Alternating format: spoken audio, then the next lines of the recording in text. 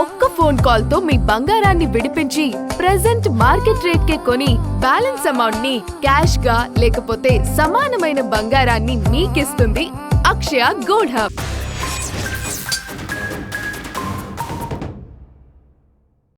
సామాన్య భక్తుళ్ళ ఆలయంలో ప్రవేశిస్తాడు.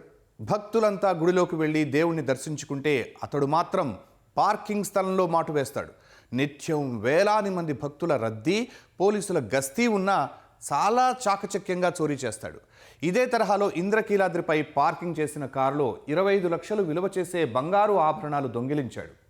మరి ఆ నిందితుడు పట్టుబడ్డా? పోలీసుల దర్యాప్తు ఎలా సాగింది?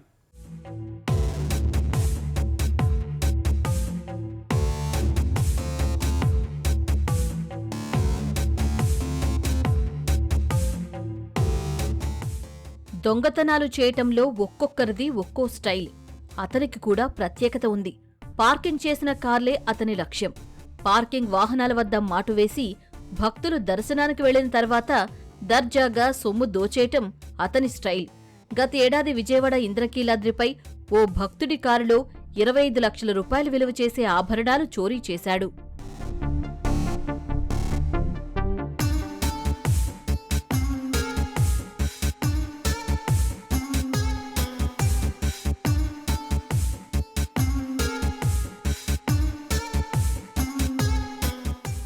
నిందితుడు చింతా గణేష్ అంబేద్కర్ కోనసీమ జిల్లా వాసి.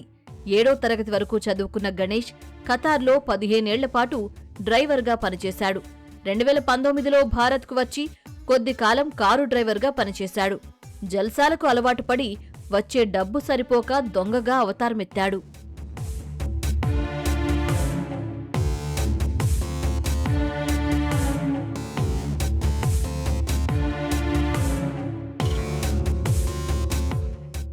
దొంగతనం చేసే నెల రోజుల ముందే గణేష్ గుడికి వెళ్లి అక్కడ నిశితంగా పరిశీలిస్తాడు. ఈ క్రమంలోనే గత ఏడాది ఏప్రిల్లో విజయవాడ ఇంద్రకీలాద్రి అమ్మవారి దేవస్థానానికి వచ్చాడు.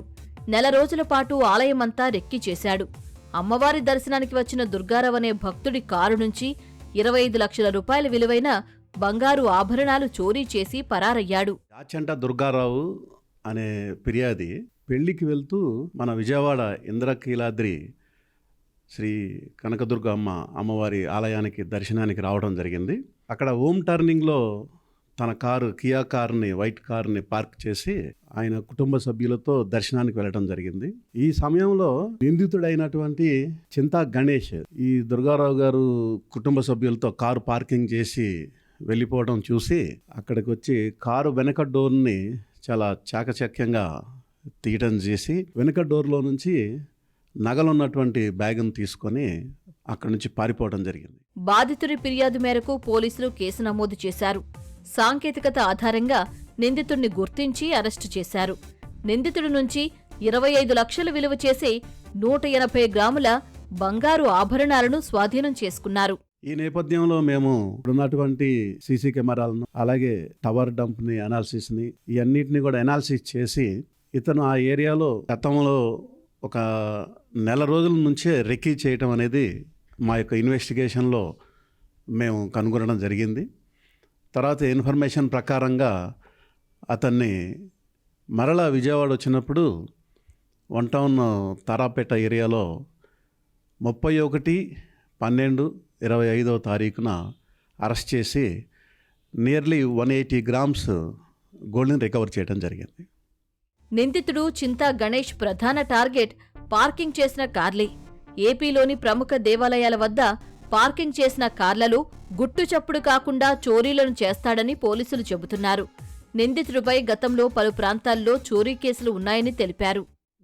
ఇతను యొక్క మోడస్ ఆపరేండి కంప్లీట్గా కార్లనే తన టార్గెట్గా ఎంచుకొని నేరాలు చేస్తూ ఉంటాడు. ముఖ్యంగా దేవాలయాలకి ఎక్కడైనా సరే ఆంధ్రాలో ఉన్నటువంటి దేవాలయాలకి ప్రసిద్ధమైనటువంటి దేవాలయాలలో కారు పార్కింగ్ ఏరియాలలో ఈ భక్తులు హడావుడిగా కారు పార్క్ చేసి వెళ్ళిపోయేటువంటి ఆ తరుణంలో ఇతను ఆ ఎంఓ ప్రకారంగా చాకచక్యంగా ఈ కారు వెనక డోర్లు తీసేసి అనుమానం రాకుండా దొంగతనాలు చేస్తూ ఉంటాడు. పాత నేరస్తుడే, అమలాపురం ఏరియాలో, కాకినాడ ఏరియాలో, ఇటు పిఠాపురం ఏరియాలో ఇతని పైన పాత నేరాలున్నాయి. ఆలయాలకు దర్శనానికి వచ్చే భక్తులు చాలా జాగ్రత్తగా ఉండాలని, విలువైన వస్తువులు కార్లలో వదిలి వెళ్లకూడదని పోలీసులు హెచ్చరిస్తున్నారు.